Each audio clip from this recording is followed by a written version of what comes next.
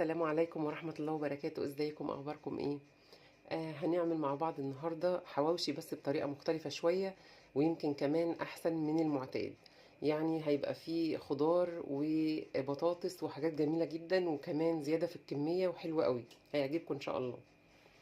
معايا حوالي 3/4 كيلو لحمة. طبعا اللي عايز يعمل اقل من كده كمية بنص كيلو مثلا فبراحتكم خالص، الكمية دي ترجع لكم انتوا. وده قطعة كده من اللي هي الضاني، او لو عندك حتة منديل ضاني او حتة دهنة، كله هينفع، مفيش مشكلة خالص. بس طبعا انتوا عارفين ان الحواوشي لازم يكون دسم عشان يدي الطعم زي بتاع بره بالظبط. وده فلفل حراق وفلفل عادي، ودي جزراية مبشورة، ودي بصلتين متوسطين كده مبشورين برضو بالمبشرة العادية، ودي بطاطسايه كبيره برضو مبشوره بالمبشره العاديه. والبهارات اللي هحطها معايا فلفل اسود وبهارات لحمه وشويه من الكاري وفص من الثوم. هنا في فص من الثوم اهو مفروم. هجيب بقى اي حاجه واسعه،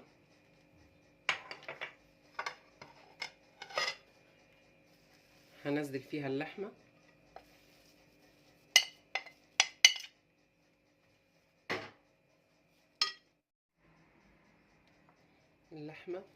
وهنزل فيها البصل وكمان فص الثوم والفلفل الاخضر.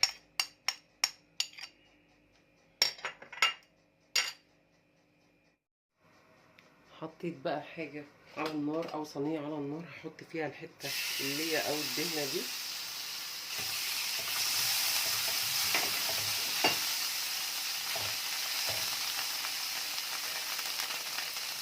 وهحط معاها البطاطس،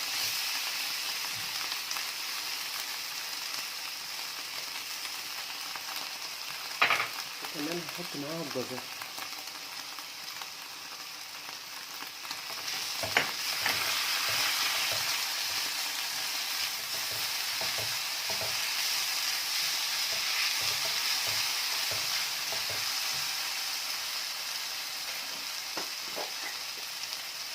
شوية بقى من الملح،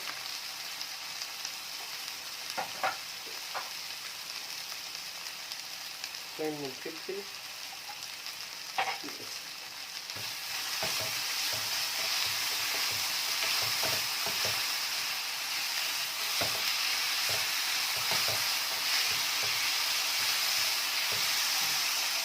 تشويحة بسيطة كده،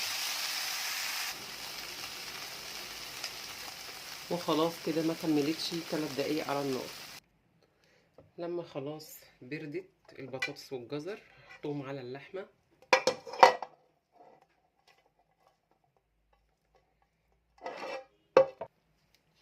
هنظبط بقى الملح، وهنحط بهارات لحمة،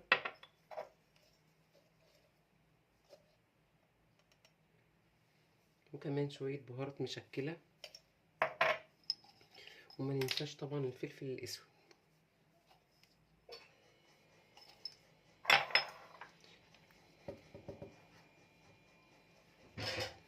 وهنعجن بقى الخليط ده مع بعض كويس جدا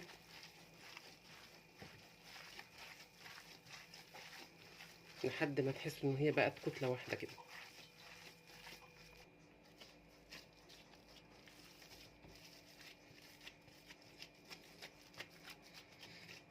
وهنسيبها كده نص ساعة. هنجيب بقى العيش البلدي الحلو بتاعنا دوت، اللي هو مفيش اجمل منه بصراحة، بيتعمل بيه الحواوشي. من ناحية واحدة كده هنقصه، هنفتح فتحة كده في الرغيف كده مثلا، وهنسيبه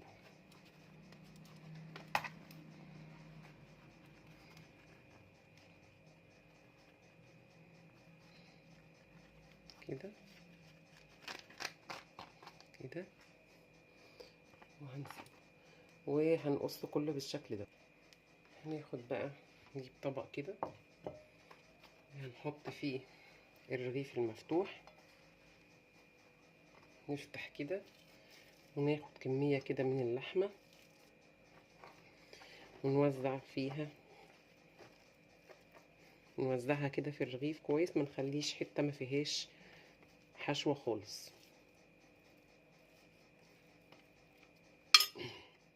بالشكل ده. عايزين بقى توزعوا مثلا طرنشات قوطة فبراحتكم، في ناس بتحب تحط فيه قوطة، لكن انا بحبه طعمه كده زي بتاع بره بالظبط. وهنخلص الكمية بنفس الشكل وارجع لكم.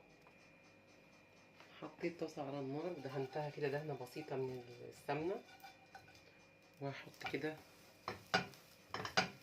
الرغيف وهسيبه كده على النار واقلبه من يعني كل شويه اقلبه الوش ده شويه والوش ده شويه. وهنا عشان اخلص بسرعه جبت صاج كده هدهنه بالسمنه،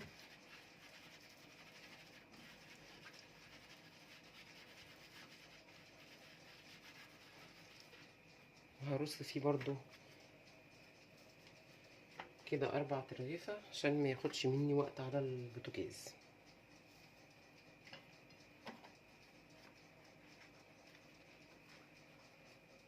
وبرضو هدهنه كده دهنه خفيفه،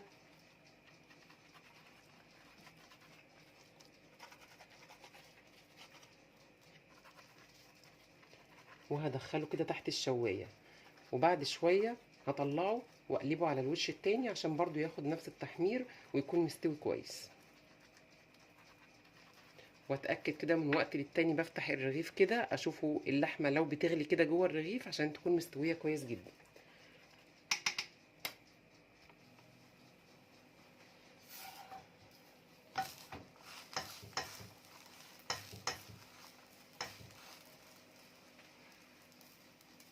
نقلبها بقى على الوش التاني.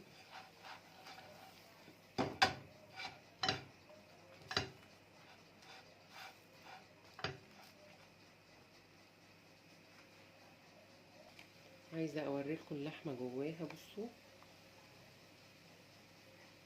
بتغلي كانها على النار. ودلوقتي خلاص هو استوى تماما. برضو هندهن دهنه بسيطه كده ونحط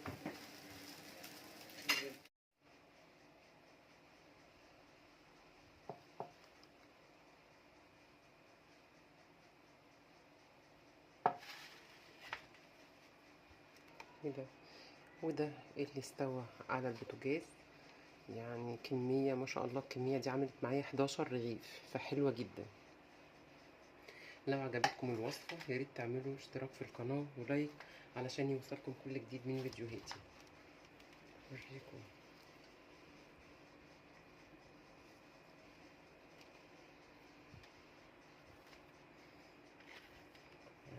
اللي بتاع الفرن.